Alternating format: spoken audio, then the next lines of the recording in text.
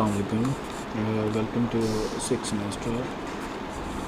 जो आज का कोर्स जो हम स्टार्ट करेंगे वो है क्वांटम मैकेनिक्स 1 और जो कोर्स कोड है इसका वो है 501। जो आज का लेक्चर है वो है review of concepts of classical mechanics, यानी कि इसमें हम जो है क्लासिकल मैकेनिक्स का जो है थोड़ा सा रिव्यू करेंगे, ठीक है, और कोशिश करेंगे कंपेयर करेंगे इसको क्वांटम मैकेनिक्स के साथ जो कि हमने इस कोर्स में पढ़ना है, ठीक है। क्वांटम मैकेनिक्स क्या है और इसके लिए जो हम बुक इस्तेमाल कर रहे हैं, जो आपको स्टडी करनी है, वो है introduction to quantum mechanics. Griffith की बुक है और जो मोस्टली जो हम इस्तेमाल करेंगे वो quantum mechanics concepts and applications Zettili की बुक है, ठीक है। इन दोनों ये जितना भी कंटेंट हम जो यहाँ पे बनाएंगे ये इन दोनों बुक से हम जो है वो बनाएंगे, ठीक है। स्टार्ट करते हैं। 19वीं सदी की फ़िज़िक्स जो है इसको हम कैटेगराइज करते हैं as a classical mechanics. Actual में आपने मैकेनिक्स का वर्ड दोनों में देखा है, क्लासिकल में भी और क्वांटम में भी। मैकेनिक्स का मतलब ये है स्टडी ऑफ मोशन, कि किस तरह एक सिस्टम की जो स्टेट है वो टाइम के लिहाज से इवॉल्व होती है। क्लासिकल मैकेनिक्स में हम क्या करते हैं, हम लार्ज ऑब्जेक्ट्स की जो मोशन है उसको स्टडी करते हैं, और क्वांटम मैकेनिक्स में जो है वो हम स्मॉलर ऑब्जेक्ट्स यानी कि दूसरी डोमेन में चले जाते हैं, जिसमें एटॉमिक लेवल की जो फ़िज़िक्स है, मतलब उसमें एटम्स की जो मोशन है, उस साइज़ के पार्टिकल्स की जो मोशन है उसको जो है हम क्वांटम मैकेनिक्स में स्टडी करते हैं, ठीक है। तो इसको हम फर्दर आगे देखेंगे। और अभी जो है 19th सेंचुरी फ़िज़िक्स के बारे में बात करेंगे कि 19वीं सदी में जो फ़िज़िक्स डेवलप हुई उसमें जिन चीज़ों को ऑब्ज़र्व किया गया वो मोस्टली लार्ज डोमेन की थी। फॉर एग्ज़ाम्पल प्लैनेट्स की मोशन, फॉर एग्ज़ाम्पल स्टार्स की मोशन, फॉर एग्ज़ाम्पल किसी भी ऑब्जेक्ट्स की मोशन जो कि लार्ज थी, और उनकी जो स्पीड्स थी वो ऑर्डिनरी थी, ठीक है, बहुत ज़्यादा स्पीड पे वो नहीं चल रही थी। तो उनकी डायनामिक्स को या उनकी जो स्टेट चेंज हो रही है उनको प्रेडिक्ट करने के लिए जो इक्वेशंस हम इस्तेमाल करते थे, उनकी मोशन को प्रेडिक्ट करने के लिए वो न्यूटन्स लॉ थे, और वेव्स को स्टडी करने के लिए हम मैक्सवेल इक्वेशंस जो हैं वो इस्तेमाल करते थे। लेकिन जैसे ही 20वीं सदी का आगाज़ हुआ तो नई डोमेन्स जो हैं वो सामने आई। हमने कुछ ऐसे ऑब्जेक्ट्स देखे जिनकी स्पीड ऑफ लाइट के कंपैरेटिव हैं, कुछ ऐसे पार्टिकल्स, ठीक है। अगर ऐसे पार्टिकल्स या ऐसे ऑब्जेक्ट्स जिनकी स्पीड ऑफ लाइट के पास आ जाती है तो उसके ऊपर न्यूटन्स के लॉ जो है हम डायरेक्टली अप्लाई नहीं कर सकते, तो हमारी ऑब्जर्वेशंस जो हैं उनमें जो है वो डेविएशन आता है। तो उस डोमेन को हम कहते हैं रिलेटिविस्टिक डोमेन। उसमें हम सिंपल ट्रांसफॉर्मेशंस जो हैं एक फ्रेम ऑफ रेफरेंस से दूसरे फ्रेम ऑफ रेफरेंस में जैसे हम पहले लगाते हैं, ठीक है, गैलीलियन ट्रांसफॉर्मेशंस वो नहीं लगेंगी, तो हमें यहाँ पे एक नए सेट ऑफ रूल्स, नई ट्रांसफॉर्मेशंस की ज़रूरत है। ये हमने प्रीवियस कोर्स में जो है वो पढ़ा हुआ है रिलेटिविटी एंड कॉस्मोलॉजी में, कि किस तरह हम जो है इनको जो है ट्रांसफॉर्म करते हैं, और हमें जो है वहाँ पे जो गैमा फैक्टर है वो किस तरह इंट्रोड्यूस होता है, और लॉरेंस ट्रांसफॉर्मेशन हम इस्तेमाल करते हैं इंस्टेड ऑफ गैलीलियन ट्रांसफॉर्मेशन। दूसरी ये है कि हम जैसे ही लार्जर ऑब्जेक्ट से माइक्रोस्कोपिक डोमेन में चले गए, मींस दैट हमें ऐसे ऑब्जेक्ट्स जिनकी डायमेंशन माइक्रो में थी, ठीक है, मींस दैट मॉलिक्यूल्स, एटम्स, इनकी जो मोशन जब हम स्टडी किए तो बिल्कुल इसके ऊपर भी न्यूटन्स लॉ एज बिल्कुल वैसे इस्तेमाल नहीं होते जैसे कि हमें लार्ज ऑब्जेक्ट्स के ऊपर इस्तेमाल होते हैं, यानी कि इनकी मोशन जो है वो कॉन्टीन्यूस नहीं है, इनकी मोशन डिस्क्रीट है।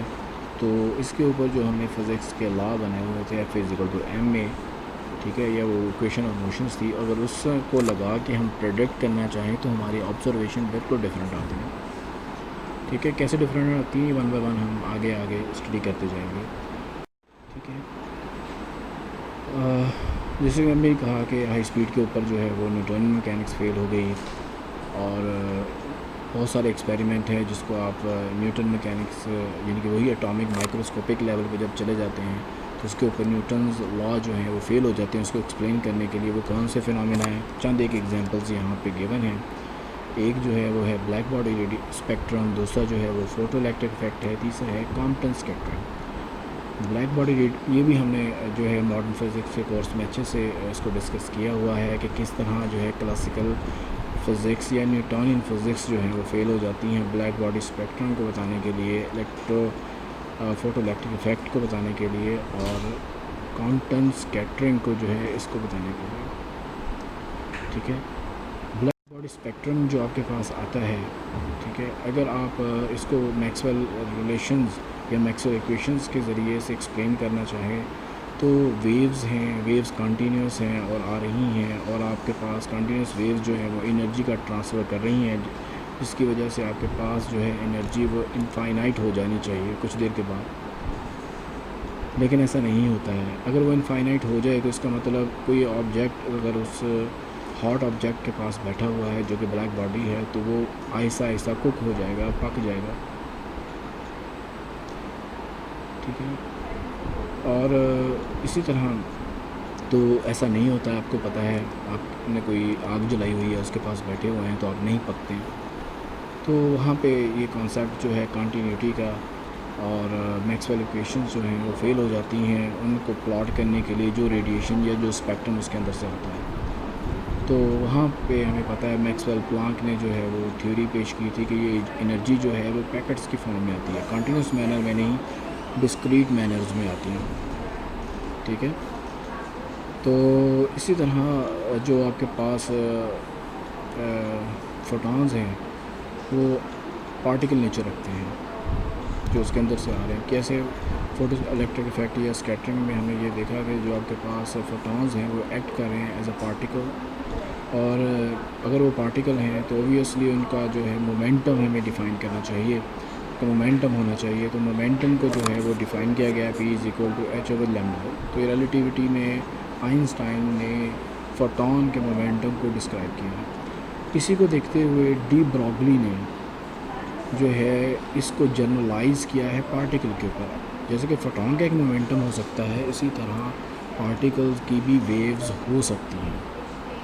ठीक है, और उन वेव्स को जो है हम कहते हैं मैटर वेव्स। ठीक है, तो इसी तरह इसी रिलेशन से जिस तरह आइंस्टाइन ने रिलेटिविस्टिक इक्वेशन से मोमेंटम और वेवलेंथ को असाइन किया है, इसी तरह से पार्टिकल के लिए भी किया जाता है और इसे हम डी ब्रॉगली हाइपोथेसिस कहते हैं। ठीक है, ये छोटी सी एग्जांपल है कि एक इलेक्ट्रॉन जो है, अगर इलेक्ट्रॉन की मोशन को देखा जाए तो वो एक सर्कुलर ऑर्बिट में जो है वो मूव कर रहा है और रेडियस r, वो तब तक उस ऑर्बिट में रहेगा जब तक वो कंस्ट्रक्टिव इंटरफेरेंस करता रहेगा, यानी कि उसकी जो वेव है, जो उसके साथ वेव एसोसिएटेड है, वो कंस्ट्रक्टिव इंटरफेरेंस करेगी। अगर डिस्ट्रक्टिव इंटरफेरेंस कर रही है तो फिर इसका मतलब क्या है कि वहाँ पे कोई वेव एग्जिस्ट नहीं करती है। अगर वहाँ पे कोई वेव एग्जिस्ट नहीं करती है तो इसका मतलब वहाँ पे कोई पार्टिकल या इलेक्ट्रॉन मौजूद ही नहीं है। कंस्ट्रक्टिव इंटरफेरेंस के लिए आपको पता है कि अगर आपको पता है कि एक पार्टिकल एक सर्कल में मूव कर रहा है तो वो टोटल लेंथ जो है वो कितनी ट्रैवल करता है, 2πr।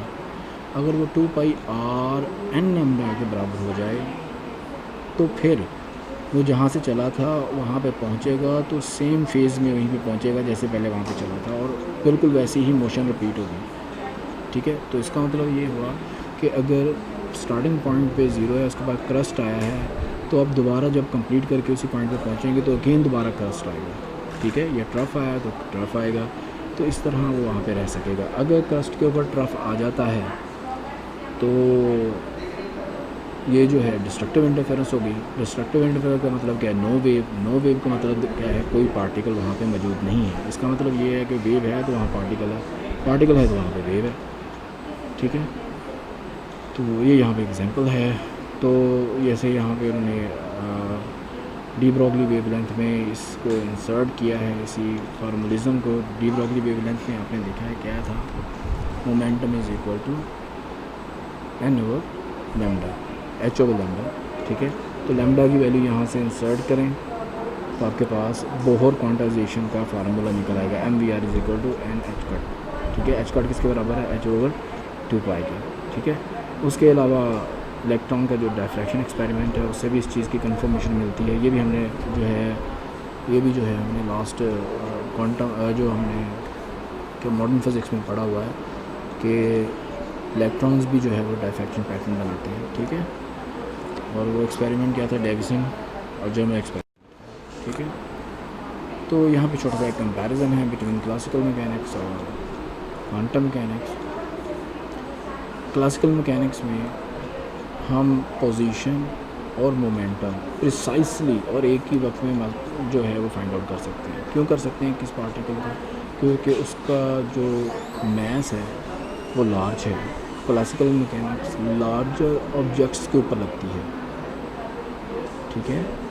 तो लार्जर ऑब्जेक्ट्स का आप अगर उनकी पोजीशन देखना चाहें तो फोटोन टकरा के आपकी आंखों तक आएंगे ना, तो वो फोटोन उसके अंदर कोई ख़ास एनर्जी में डिफरेंस नहीं लेके आएंगे, क्योंकि उसका मैस ज़्यादा है, तो ना ही उसका मोमेंटम चेंज कर पाएंगे। तो इसलिए उसके बाद अगर आप उसका मोमेंटम ढूंढेंगे तो वो भी आपको प्रिसाइसली मिलेगा। लेकिन क्वांटम मैकेनिक्स में आप दोनों को जो है वो एक वक्त में मेजर नहीं कर सकते। क्यों? क्योंकि आपने क्वांटम मैकेनिक्स की डोमेन में जिस चीज़ को स्टडी करना है वो है स्मॉलर ऑब्जेक्ट्स, एटॉमिक लेवल के ऑब्जेक्ट्स, इलेक्ट्रॉन्स की मोशन को स्टडी करना है। जब आप कोई फोटोन इलेक्ट्रॉन की पोजीशन को डिटेक्ट करने के लिए फेंकेंगे ना, तो वो जब उसके साथ इंटरेक्ट करेगा तो वो उसके मोमेंटम को चेंज कर देगा। फोटोन तो वापस आपकी आंखों में आ जाएगा, डिटेक्टर पे चला जाएगा, आपको पता लग जाएगा कि इलेक्ट्रॉन के साथ इसका इंटरेक्शन इधर हुआ, इलेक्ट्रॉन इधर था। लेकिन उसके बाद जब आप उसका मोमेंटम ढूंढेंगे तो वो वाला मोमेंटम नहीं रहेगा, क्योंकि अब उसने फोटोन से वो एनर्जी थोड़ी सी ले ली है, तो अब उसका मोमेंटम पहले से चेंज हो चुका है, ठीक है। तो अब उसकी वो स्टेट नहीं रही जिस स्टेट में आपने इसकी पोजीशन फाइंड की थी, अब उसकी स्टेट चेंज हो गई। साइमल्टेनियस मेजरमेंट हम नहीं कर सकते। इसी तरह न्यूटन्स लॉ जो है वो हम इस्तेमाल करते हैं पोजीशन और मोमेंटम को ढूंढने के लिए, F=m में। क्वांटम मैकेनिक्स में जो है हमारे पास बिल्कुल जो काम न्यूटन्स लॉ करते हैं क्लासिकल मैकेनिक्स में, इसी तरह वही काम हमारे पास श्रोडिंगर इक्वेशन करती है। श्रोडिंगर इक्वेशन भी जो है आप देख सकते हैं यहाँ पे मैंने नीचे गिवन की हुई है, और इसके दो पार्ट्स हैं, एक काइनेटिक एनर्जी टर्म है और एक दूसरी पोटेंशियल एनर्जी टर्म है, और उन दोनों को सम किया है तो आपके पास टोटल एनर्जी निकली है, ठीक है। ये श्रोडिंगर इक्वेशन को भी हमने मॉडर्न फिज़िक्स में जो है वो डिस्कस किया। तो ये दोनों जो हैं, एक दोनों जो इक्वेशंस हैं, एक क्लासिकल मैकेनिक्स के लिए इस्तेमाल होती है और सिमिलरली दूसरी जो है वो क्वांटम मैकेनिक्स के लिए इस्तेमाल होती है, ठीक है। क्लासिकल मैकेनिक्स में जो है हम फाइंड आउट करते हैं position with respect to time, अगर इसको सॉल्व कर लें तो इसी तरह। लेकिन श्रोडिंगर इक्वेशन को सॉल्व करके हमारे पास क्या बनता है, मिलता है हमारे पास वेव फंक्शन बनता है, ठीक है, Sai x of T. Sigh of x of T जो है इसको हम स्टेट ऑफ पार्टिकल भी कहते हैं। पार्टिकल, तो ये पार्टिकल की स्टेट की इन्फॉर्मेशन भी देते हैं, इसलिए इसे हम स्टेट फंक्शन भी कहते हैं। यानी कि जो हमारे पास ये वेव फंक्शन होता है ये एक्चुअली है क्या? इस वेव फंक्शन को डिफ़ाइन किया जाता है, it is a probability of finding a particle, ठीक है, in a specific region per unit area कर लें, ठीक है, इन स्पेसिफिक रीजन। तो ये प्रोबेबिलिटी है पाए जाने की इलेक्ट्रॉन्स की स्पेस में टाइम के लिहाज से, ठीक है। तो आज के लिए इतना ही, फर्दर इसको लेके जो है हम इंशाल्लाह शुरू करेंगे नेक्स्ट लेक्चर, जिसमें हम स्टेट को डिस्क्राइब करेंगे, इस वेव फंक्शन को फर्दर डिफ़ाइन करेंगे और कुछ पार्चुलर्स जो हैं क्वांटम मैकेनिक्स के वो हम सीखेंगे और इसको शुरू करेंगे।